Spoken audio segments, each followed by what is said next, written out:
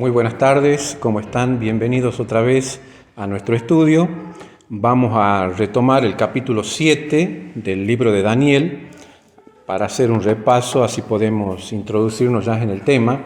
En estas últimas lecciones habíamos hablado cómo Dios en visión a Daniel le muestra 4 grandes bestias. Habíamos dicho que el león alado era un símbolo de Babilonia y que correspondía a la cabeza de oro a la que él se le había mostrado en capítulos anteriores, como en el capítulo 2 del libro que lleva su nombre, ¿no es cierto?, el capítulo 2 de Daniel.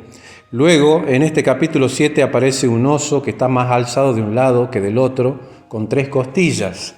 Y habíamos dicho que ese oso es un símbolo de Medo-Persia y es el equivalente a la plata que aparece en la estatua de Daniel, ¿sí? Los pechos y brazos de plata de esa estatua.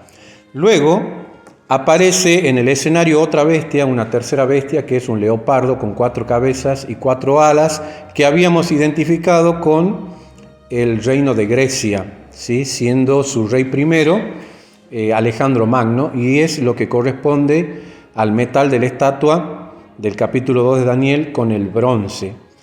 La bestia que continúa, que es la cuarta bestia, que es una bestia espantosa y terrible, que tiene también el elemento del hierro.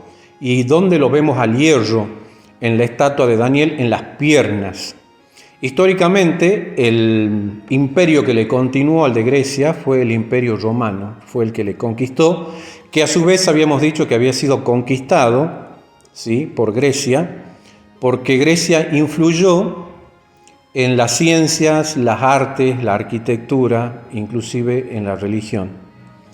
Luego de esta cuarta bestia, que la identificamos como el Imperio Romano, aparecen allí al final del capítulo 7 10 cuernos, ¿sí? Por lo que el historiador Arnold Toynbee nos dice que en el año 476 el Imperio romano no fue conquistado por otro imperio, sino que fue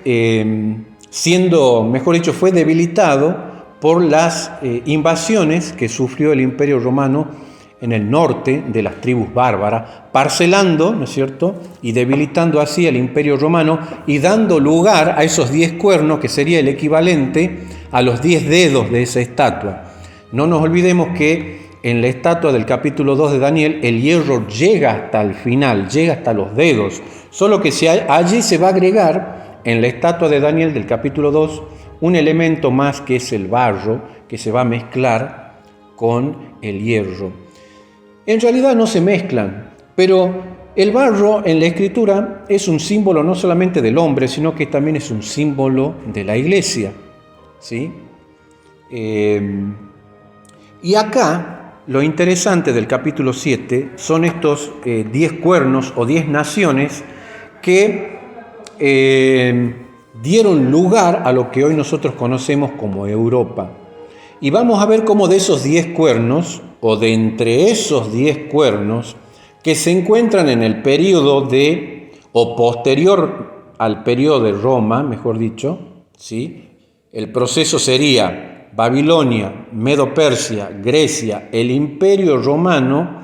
A posterior siguen 10 cuernos, y luego de estos 10 cuernos va a aparecer un 10º cuerno o cuerno pequeño, que va a crecer desde lo pequeño y se va a hacer más grande que el resto de los cuernos, y que para surgir va a derribar a 3 cuernos. Ese es el proceso. Vale decir que este cuerno pequeño nace de la cabeza de Roma, ¿sí? Este cuerno pequeño, al que algunos teólogos lo han identificado también como el anticristo, nace de la Roma occidental, del Imperio Romano occidental, no del Oriente, y tampoco nace de Grecia, porque Grecia ya pasó. Este cuerno pequeño nace de la cabeza de Roma, por lo tanto es un cuerno romano, ¿sí? Para surgir derriba a 3. Y vamos a introducirnos entonces en la lectura. Habíamos terminado en el versículo 7 con la formación, ¿no es cierto?, de estos 10 cuernos. Versículo 8 dice: del capítulo 7 de Daniel: mientras yo contemplaba los cuernos, he aquí otro cuerno pequeño que salía de entre ellos, y delante de él fueron arrancados 3 cuernos de los primeros, y he aquí que este cuerno tenía ojos como de hombre y boca que hablaba grandes cosas. ¿Sí? Ahora bien, habíamos dicho que este cuerno se levanta de la cabeza, por lo tanto es un cuerno romano. Es un cuerno particular porque dice que tiene ojos y tiene boca. Los ojos denotan inteligencia, sagacidad. Dice que para surgir derribó a 3. Nosotros vamos a ver eso. Habíamos dicho en nuestro estudio anterior, ¿sí?, que esos 10 cuernos representaban a los distintos países, digamos, europeos. Y aquí hay 3 cuernos que en la actualidad ya no están, porque fueron derribados por este cuerno pequeño, que al surgir los arranca de raíz. Estos 3 cuernos son los vándalos, los érulos y los visigodos. ¿Sí? Estos 3 pueblos tenían una característica en común: eran arrianos. Seguían a un sacerdote, Arrio. ¿Qué es lo que creía él? Él pensaba de que Cristo era enteramente humano, de que no era Dios hecho hombre. Y tenía, estos 3 pueblos no reconocían, ¿sí?, al obispo de Roma, no lo reconocían. Entonces, ¿qué es lo que sucede acá? Dice que este cuerno pequeño, delante de él caen estos otros 3. Vale decir de que, aunque no interviene directamente, ¿sí?, pero indirectamente, este cuerno pequeño, esta iglesia romana que estaba surgiendo, utiliza al poder civil o al poder militar para arrancar a estos cuernos. Y es interesante porque cuando cae esta última tribu bárbara, que son los visigodos, en el año 538, al mando del rey, digamos, del rey Franco, el rey de Francia, que era Clodoveo, él es el que en el año 538 de la era cristiana lo coloca a aquel que habría de ser el sucesor de los Césares. Vale decir que el Imperio Romano dejó vacante no solamente el lugar, ¿sí?, Italia, que hoy por hoy es la sede, ¿no es cierto?, del catolicismo romano, sino que además dejó el trono de los Césares, el idioma oficial que tiene hoy el catolicismo romano es el mismo idioma del Imperio Romano, el latín. ¿Sí? Entonces, vemos cómo el sucesor del César es el obispo de Roma. En aquel tiempo había tal caos en Europa que las personas comenzaron a clamar porque alguien pudiera traer orden en medio del caos. Y no tuvieron mejor idea que llamar a la iglesia para que cumpliera este papel de llevar un poco de orden a lo que estaba sucediendo, ¿no es cierto?, en Europa. Ahora, luego dice, por ejemplo, en los versículos desde el 20 y 21, siempre en el mismo capítulo de Daniel 7 y el versículo 25. El 20 nos va a seguir describiendo este cuerno pequeño, porque el profeta Daniel tenía una curiosidad. Él quería saber, le había llamado tanto la atención esta cuarta bestia, y en especial este cuarto pequeño, que él comienza a investigar. ¿Sí? Habíamos dicho que este cuerno pequeño tenía ojo y una boca que hablaba grandes cosas, y vamos a ver qué son esas grandes cosas, a lo que Apocalipsis en el capítulo 13, cuando se describe a la primera bestia, dice que hablaba blasfemias. Y es interesante porque en Apocalipsis 13 también aparece un dragón que tiene 10 cuernos, ¿sí? Y vemos que en la sucesión histórica, el imperio que continúa es un imperio político-religioso.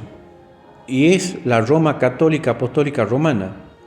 En Apocalipsis capítulo 13 vamos a ver la misma secuencia histórica, por lo tanto esa primera bestia, yo ahora lo cuento así a grosso modo, pero en algún momento cuando veamos Apocalipsis 13 lo vamos a ver más al detalle, pero esa primera bestia es un símbolo, ¿sí?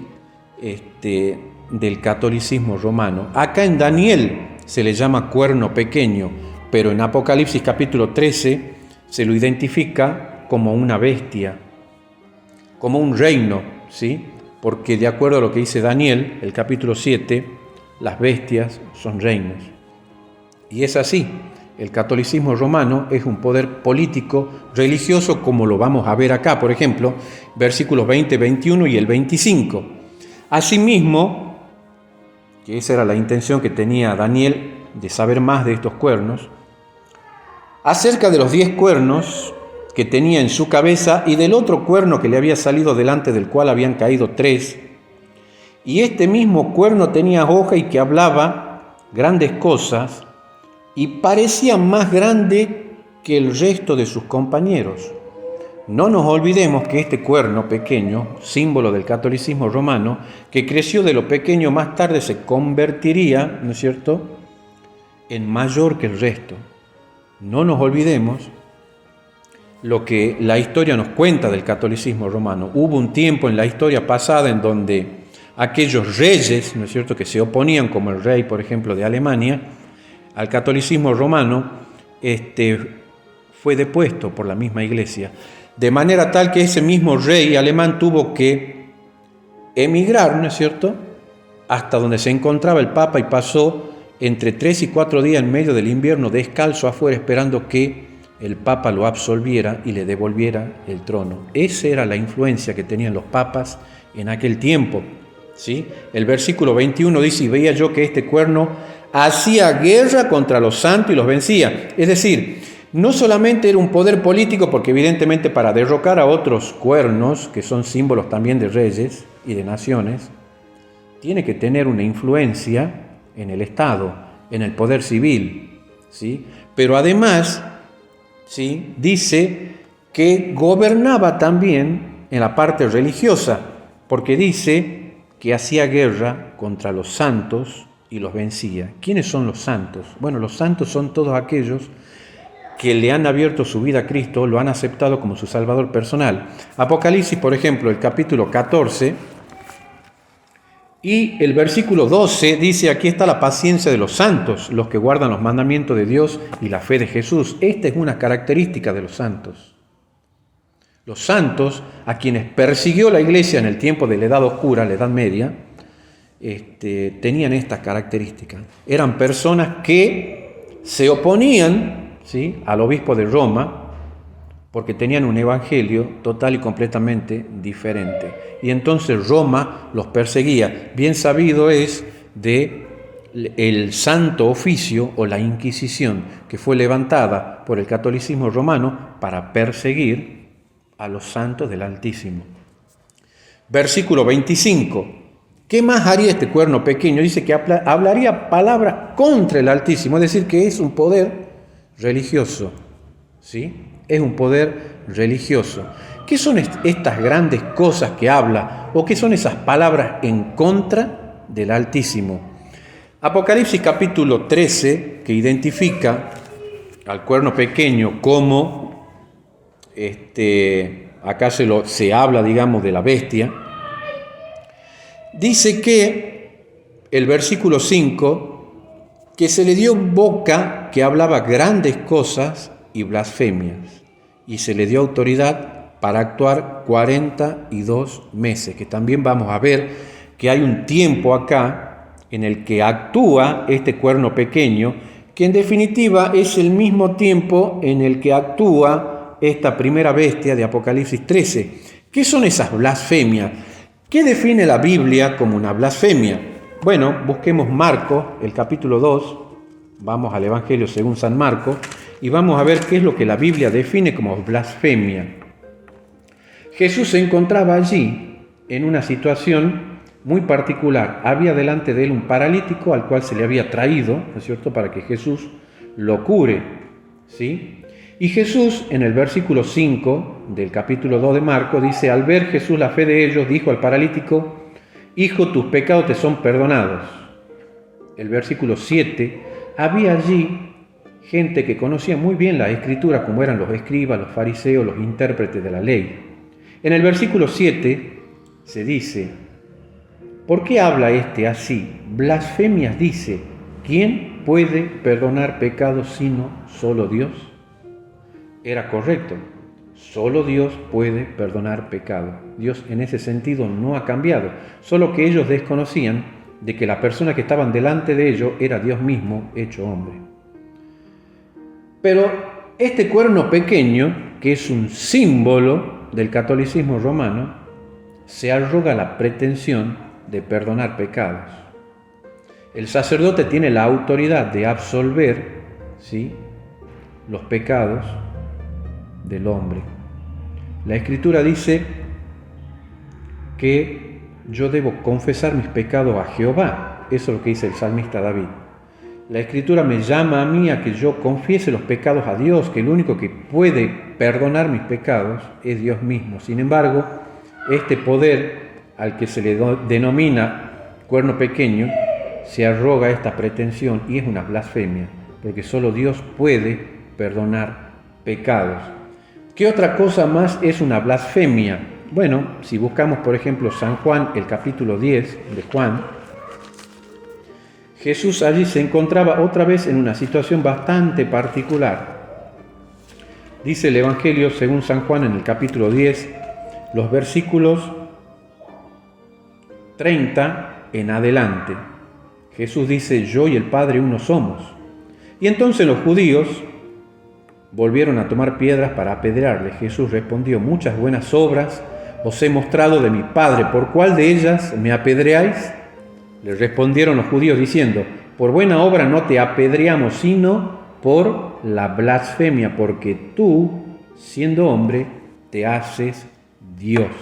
Alguien podría decir: bueno, pero los sacerdotes no son dioses.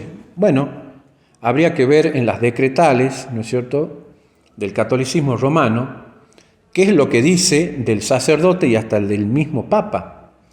Los mismos escritos católicos sostienen de que el Papa es Dios en la tierra, por eso porta el Papa la triple corona. Él es Dios en la tierra, en el mismo cielo y en el inframundo donde se encuentran los demonios, según sostiene el catolicismo romano. El Papa tiene la autoridad para inclusive, ¿no es cierto?, condenar aún y juzgar aún a los ángeles, los dicen los mismos escritos católicos. Y esto es una blasfemia. Es la misma pretensión que tuvo Lucifer en el cielo, ¿sí?, de querer ser Dios. El hecho de arrogarse la pretensión de ser representante de Dios en la tierra ya es tomar el lugar que solamente le corresponde a Dios. El único representante de Dios en la tierra es otro Dios.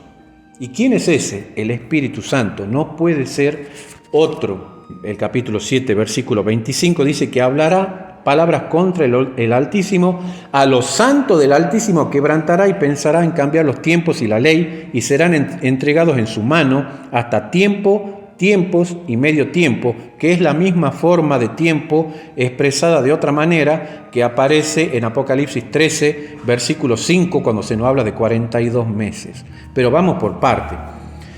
Dice que este cuerno pequeño, que es un símbolo del catolicismo romano, guerrea contra los santos del Altísimo, y habíamos dicho cómo la Inquisición ocasionó tantas muertes, persecución y muerte.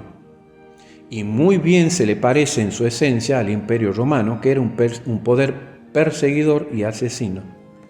El catolicismo romano tristemente escribió su historia con la sangre de gente inocente, a la que la Escritura le llama los santos del Altísimo. Pero irá en su pretensión, este cuerno pequeño o catolicismo romano, mucho más allá, porque dice que pensará en cambiar los tiempos y la ley. Hay una doble interpretación de este pasaje. A ver, en los tiempos del Antiguo Testamento, del Antiguo Israel, Dios le había dado a Israel un calendario de tiempo, ¿no es cierto? Y ellos se regían bajo un calendario lunar, por lo tanto, el año estaba compuesto de 12 meses de 30 días, porque cada cambio de luna daba lugar al mes siguiente y cada mes tenía 30 días. Nosotros hoy no tenemos un calendario lunar. Nuestro calendario es el calendario gregoriano. ¿Y de dónde viene este calendario? Del Papa Gregorio. ¿Por qué? Porque este es un calendario solar. ¿Cambió los tiempos? Sí, hasta las mismas fiestas, la fiesta de Pascua. Las fiestas que eran originalmente del pueblo de Israel podían caer en cualquier día de la semana, pero ¿no le parece a usted llamativo que siempre la Pascua caiga jueves, viernes, sábado y domingo, cuando en Israel podía caer cualquier día de la semana? Sencillamente porque el catolicismo romano ha adaptado la fiesta del paganismo y la ha revestido con un tinte de cristianismo. Pero dice que pensará en cambiar la ley. Si usted compara Éxodo capítulo 20, que es donde se encuentra la ley a partir del versículo 1 hasta el 17, con el catecismo de la Iglesia Católica Apostólica Romana, notará básicamente dos diferencias. El segundo mandamiento que nos habla, ¿no es cierto?, o nos prohíbe adorar imágenes y postrarnos delante de ellas, en el catecismo romano no se encuentra este mandamiento, ha sido eliminado. Por lo tanto, de 10 mandamientos, si yo le resto el segundo, me quedan 9. ¿Qué otro mandamiento ha sido quitado? El cuarto mandamiento de este decálogo que menciono de Éxodo capítulo 20. El cuarto mandamiento es el sábado. Si yo quito ese mandamiento, de los 10 me quedan 8. ¿Qué es lo que hizo el catolicismo romano? Agregó uno, que es el de santificar la fiesta, dentro de los cuales se encuentra el día que ellos mismos han cambiado y han sustituido del sábado por el día domingo, atribuyéndole a que, como Jesús resucitó el domingo, el día que se celebra o se debería celebrar es el día domingo, el día de la resurrección, cuando en la Escritura, en ningún pasaje, desde Génesis hasta el Apocalipsis, Dios menciona de que Él ha mudado el día sábado al día domingo. Y luego, el 10º mandamiento que habla de no desear los bienes del prójimo o la mujer del prójimo, el catolicismo romano lo dividió en 2 para así poder completar los 10. Entonces vemos, ¿sí?, por todas estas características que se aplica este cuerno pequeño, el símbolo es aplicable a este nuevo imperio romano, como lo tituló en su momento una revista, el New York Times, que es una revista norteamericana, el nuevo imperio romano, haciendo alusión al papado. Este cuerno pequeño habría de operar durante un tiempo. ¿Qué tiempo es ese? Bueno, acá aparece tiempo, tiempos y medio tiempo, que es la misma expresión de 42 meses que aparece, como habíamos dicho, en Apocalipsis 13, versículo 5. Tiempo en la Escritura es el equivalente a un año. Acá el mismo libro de Daniel, cuando me habla de Nabucodonosor, que perdió la razón y dice que pasaron sobre él 7 tiempos. 7 tiempos son 7 años, porque durante 7 años el rey estuvo allí en esa condición, como animal, viviendo de esa manera en el campo, ¿sí? Tiempo es un año de 360 días, ¿correcto? No de 365 días, porque tenemos que aplicar el calendario judío, no el gregoriano. Tiempos es el equivalente a 2 tiempos, a menos que la Escritura indique un numeral al principio de la palabra, ¿no es cierto? 2, 3, 5. Si no aparece el numeral tiempos, es el equivalente a 2. Medio tiempo a la mitad de un año. Vale decir que tenemos 360, ¿sí?, tiempo, un año. Tiempos, 2 veces 360 serían 720 días. Y medio tiempo, 180 días. Como se trata de días proféticos, debemos aplicar el principio de día por año que el pueblo de Israel lo conocía, ¿sí?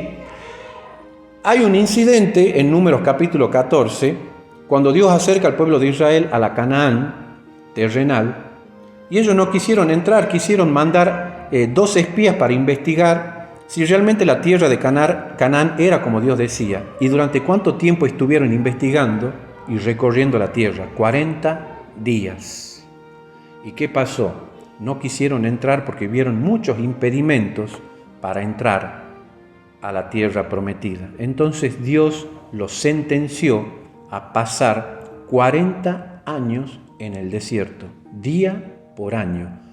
40 días estuvieron reconociendo la tierra, 40 años habrían estar dando vuelta en el desierto. Día por año, ese es el principio bíblico. También en Ezequiel el capítulo 4, versículo 6 dice exactamente lo mismo. Por lo tanto, si yo aplico el principio de día por año a esta expresión de tiempo, que aparece acá, tiempo, tiempos y medio tiempo, o 42 meses, como aparece en Apocalipsis 13:5, voy a concluir que son 1260 días o años. ¿Cuándo comenzaron este tiempo? Podríamos decir que este tiempo comenzó, ¿no es cierto?, cuando allí Clodoveo, el rey de los francos, luego de erradicar a la última tribu arriana, que fueron los visigodos en el año 538, ¿sí?, Justiniano, el que era emperador en aquel tiempo romano, lo sentó en la silla del César y lo nombró cabeza de toda la iglesia, al obispo de Roma y el corrector de herejes. A partir de allí comenzó la actividad de tiempo de este cuerno pequeño, del año 538 de la era cristiana. Y si le sumamos estos 1260 días, llegamos hasta el año 1798. ¿Y qué pasó en esa fecha? El mismo poder francés, ¿sí?, Clodoveo, rey de los francos, que ayudó a subir o lo entronizó al papado, al obispo de Roma, fue el mismo poder que habría de darle, ¿sí?, una herida mortal que aparece allí en Apocalipsis, el capítulo 13.